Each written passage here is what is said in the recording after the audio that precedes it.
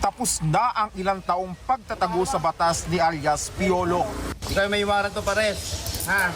Inaaresto ka namin ha sa salang rape. Isa siya sa tinuturing na most wanted person sa Calabarzon Region dahil sa kaso ng panggagahasa noong 2023. Ang kanya umanong biktima, ang noon ay 11 taong gulang pa lamang na anak ng kanyang kasintahan. Sabi ng biktima, 10 beses siyang ginahasa ng sospek sa iba-ibang pagkakataon tuwing umaalis ang kanyang ina para maghanap buhay.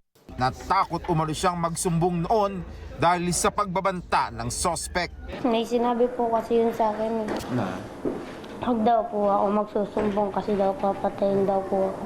Akala ng ina ng biktima na si Fatima, hindi na darating ang pagkakataon na maaaresto ang sospek dahil nagtago na ito sa Bicol Region. Inapasadis ko na lang.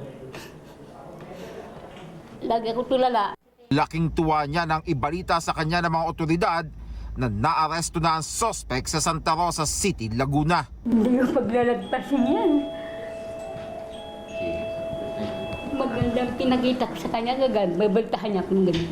Ang pag-aresto sa sospek ay bahagi ng Oplan Bantay Dangal na pinalakas na operasyon laban sa sex offenders. For the past 10 days, we were able to arrest 229 sex offenders. Lahat yun ay with warrants. We go for manhunt na. Mabulok po siya sa kulungan.